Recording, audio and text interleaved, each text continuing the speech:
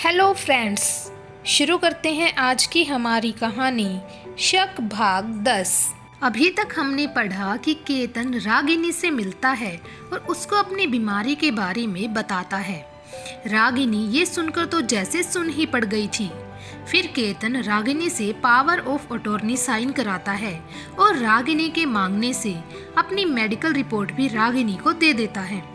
Ragini report की pick खींचकर अपनी चाची नैना को भेज देती है और वो भी केतन के ऑपरेशन की सलाह देती है।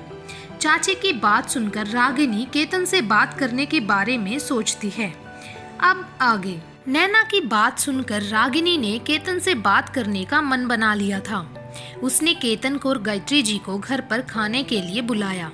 पापा, मैंने केतन को आज घर बुलाया है, आज ही हम उससे बात करते हैं। फिर वो हाँ कहता है तो फिर आप माँ जी से बात करिएगा। मैं चाहती हूँ यश को भी बता दूँ कि केतन उसके पापा हैं। यश भी अपने पापा के बारे में पूछता रहता है। कहीं केतन को कुछ हो गया और फिर यश को पता चला कि केतन उसके पापा थे तो यश मुझसे नफरत करने लगेगा।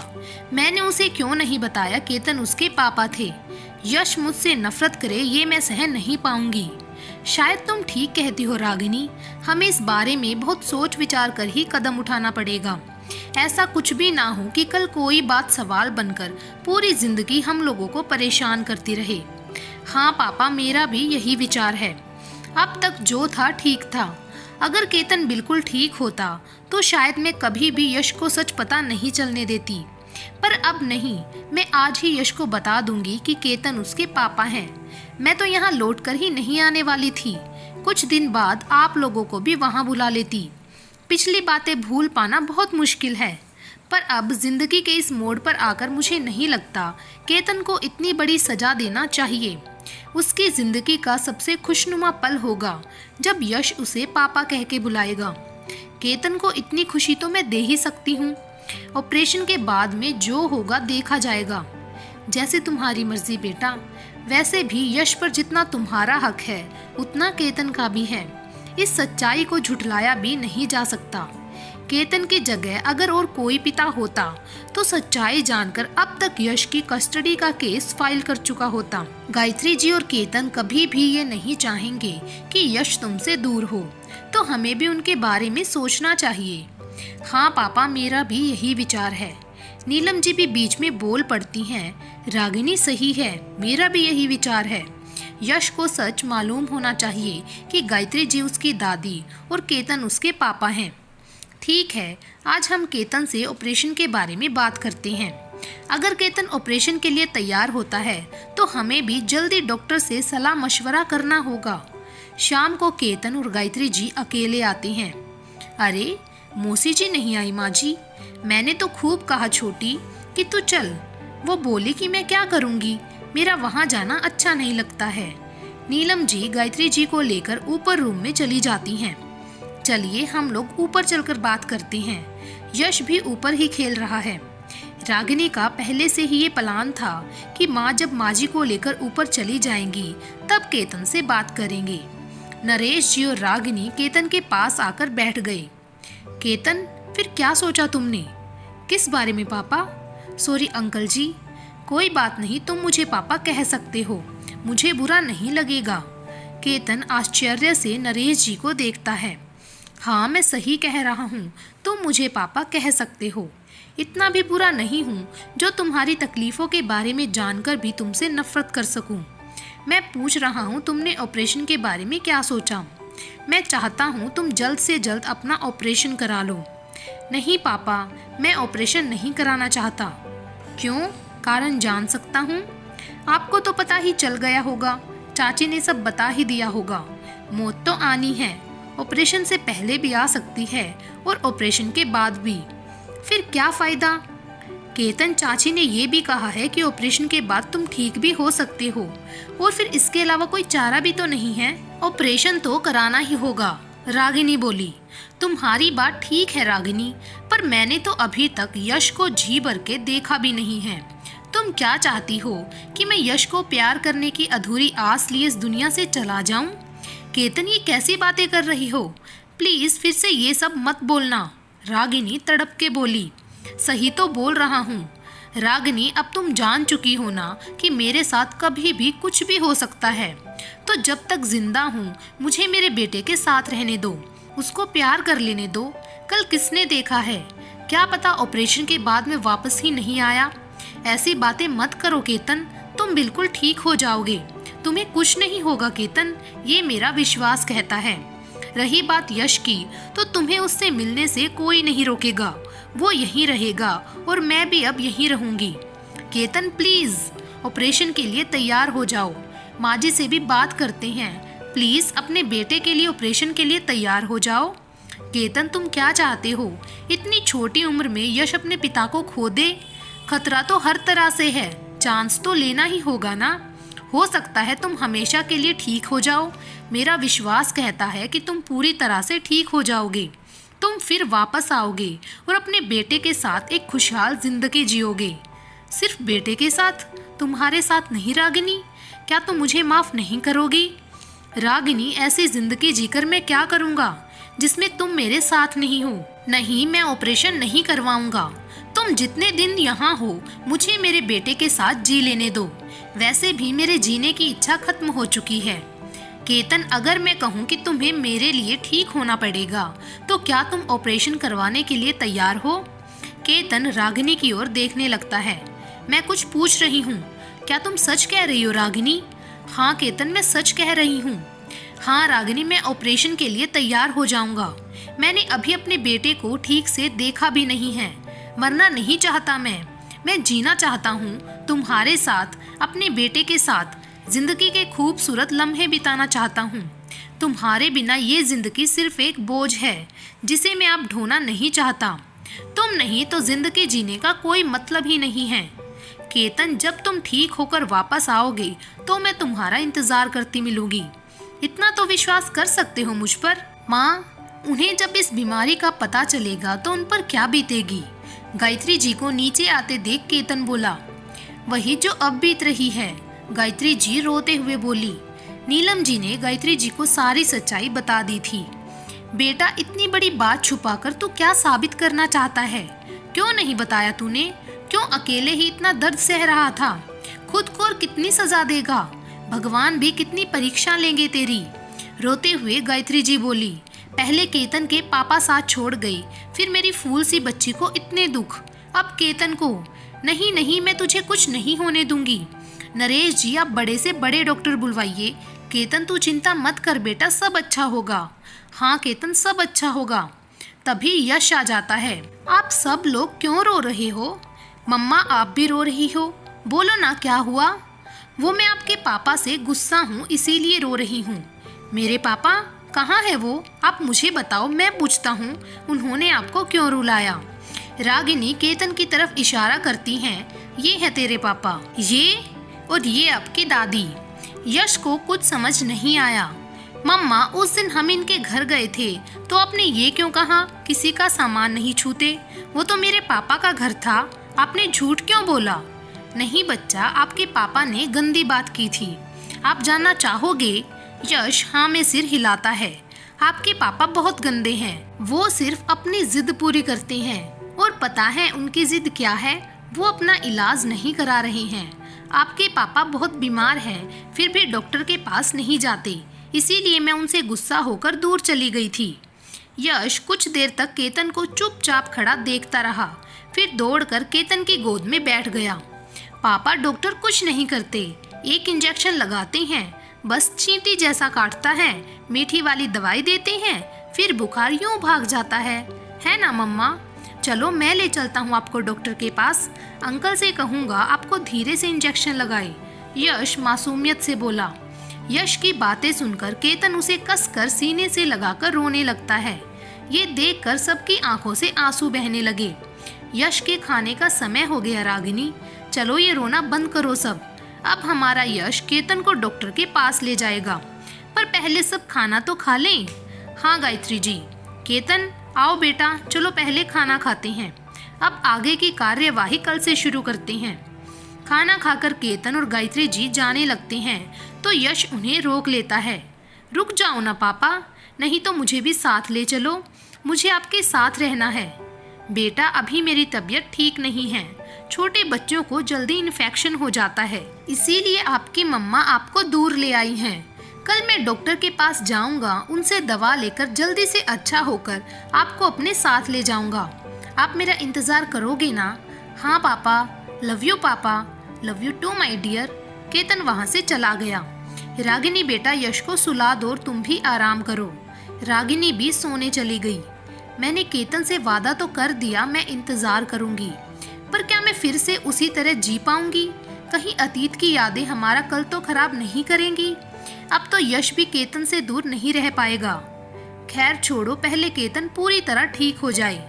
नीलम जी, तुम्हें क्या लगता है रागिनी केतन को अपना पाएगी? अपना तो लेगी नरेश जी। कड़वी यादें कितना भी चोट करे, प्यार के आगे हार जाती हैं। अब तो उन्हें जोड़ने वाली कड़ी उनका बेटा यश बीच में है।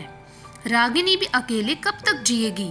वो किसी और को केतन की जगह नहीं देगी। हम लोग 5 साल से प्रयास कर रहे हैं, पर उसने हमारे हर प्रपोजल को ठुकरा दिया। ऐसे में अगर वो फिर से केतन से शादी का फैसला करती है तो हमें भी उसकी भावनाओं का सम्मान करना चाहिए।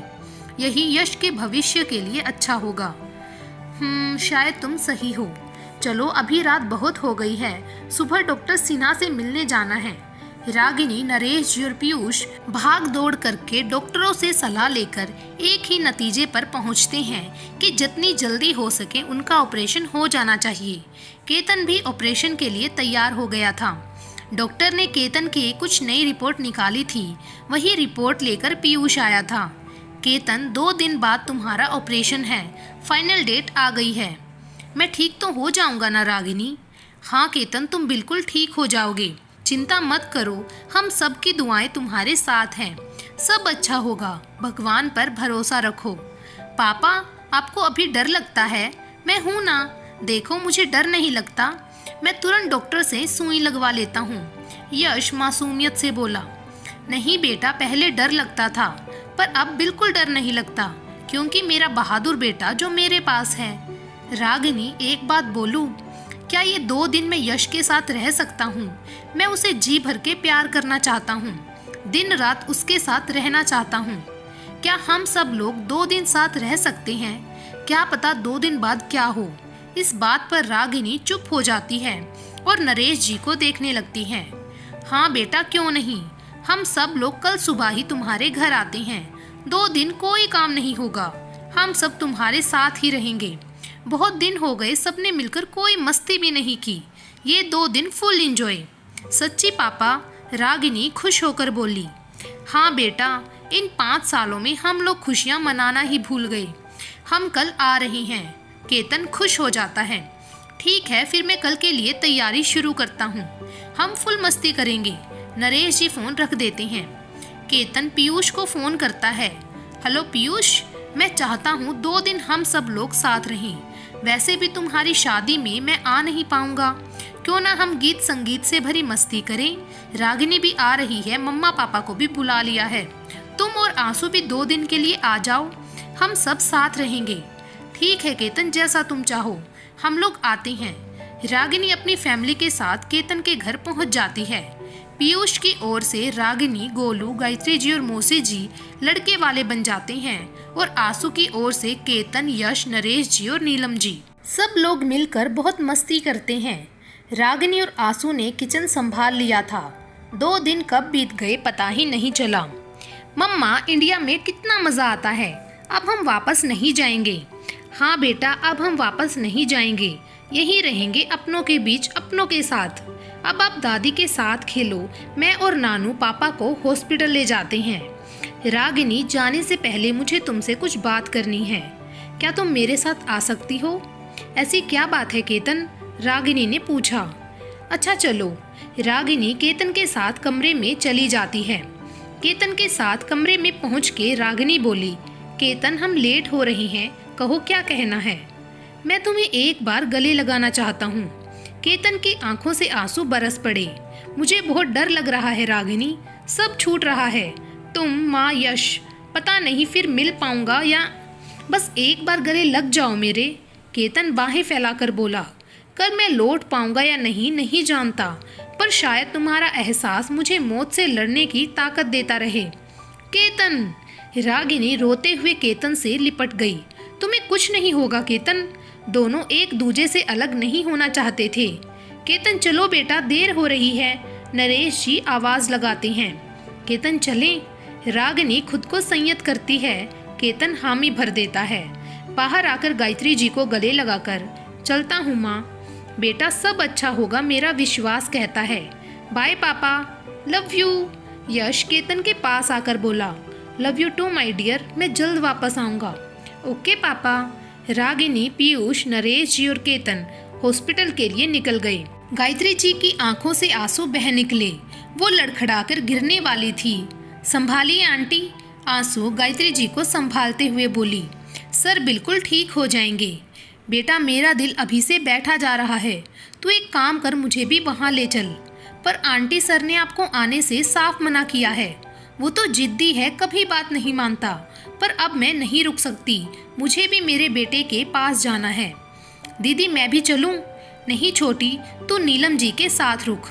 आंसू, गायत्री जी सही कह रही हैं, वो माँ हैं, भला कैसे घर बैठ सकती हैं। फिर यहाँ रहकर तो और बेचैन हो जाएंगी। तुम उन्हें ले जाओ। जी आप ठीक कह रही हैं। चलिए आंटी, मैं आपको अस्पताल ले चलती हूँ। आंसू गायत्री जी को लेकर चली जाती है।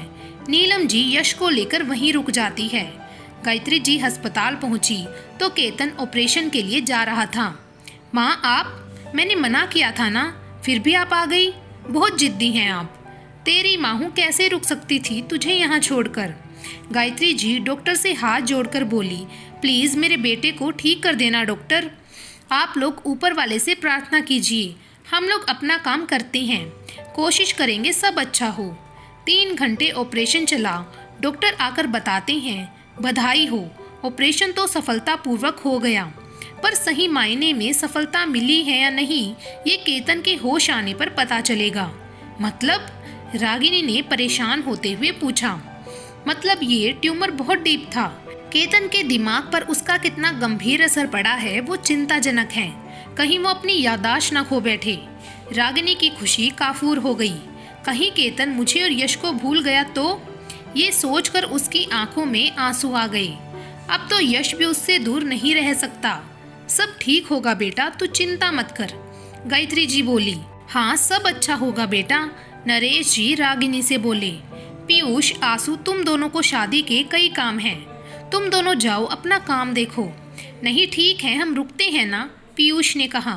नहीं पीयूष, अब बहुत समय हो गया, तुम लोग जाओ आराम करो। आंसू के घर पर सब चिंता कर रहे होंगे। ठीक है, हम चलते हैं, अपना ध्यान रखना, कोई काम हो तो फ़ोन करना। पीयूष और आंसू भी चले गए। पापा आप माँ जी को लेकर घर चले जाओ, थोड़ा आराम भी कर लो। नहीं बेटा, जब तक केतन को होश नहीं आता गायत्री जी का रुकना जरूरी है। क्या पता सही में वो हमें भूल गया तो? अपनी माँ को तो पहचान लेगा। सही कहा पापा। रागिनी का मन हो रहा था वो जोर जोर से रोने लगे। हे भगवान, ये कैसी परीक्षा ले रही हो मेरी। केतन को पाने की खुशी देते देते उसके दूर होने का डर देने लगे। अब जब मैं फिर से केतन को खोना नहीं चाहती तो उसके भूलने का डर सताने लगा। तभी नर्स डॉक्टर को बुलाने भागी। ये देख सभी घबरा गए। क्या हुआ सिस्टर, आप इतनी जल्दी में? सब ठीक तो है ना? केतन ठीक है ना? उसको कुछ हुआ तो नहीं? रागिनी ने घबरा कर पूछा। नर्स बोली, चिंता मत कीजिए, सब बढ़िया है। केतन सर को होश आ रहा है, इसीलिए डॉक्टर को बुलाने जा रही हूँ। नर्स डॉक्टर को लेकर वापस रूम में चली गई। रागिनी की घबराहट बढ़ती जा रही थी। बैठ जा बेटा, क्यों चिंता कर रही है, सब अच्छा होगा। डॉक्टर सिन्हा आकर बताते हैं, सब बढ़िया है। केतन अपनी माँ से मिलना चाहता है, आप सभी एक एक करके उससे मिल सकते हैं। गायत्री जी तेजी से केतन के पास चली जाती हैं। मेरा बेटा तो ठीक है ना? हाँ माँ, मैं ठीक हूँ, तेरे आशीर्वाद ने मुझे नई जिंदगी दी है माँ। चल अभी बातें नहीं, आराम कर, गायत्री जी ने प्यार से डांटते हुए कहा। बाहर रागिनी मन ही मन, पक्का मुझे भूल गया है केतन, तभी मुझसे मिलने को नहीं कहा। तभी गायत्री जी बाहर आकर कहती हैं, जा बेटा तू भी मिल ले केतन से। माँ जी, केतन ने कहा। नहीं, उसने नहीं कहा, मैं कह रही हूँ। रागिनी का दिल बैठ गया। जिसका डर था वही हुआ, उसने एक बार भी मेरा नाम नहीं लिया।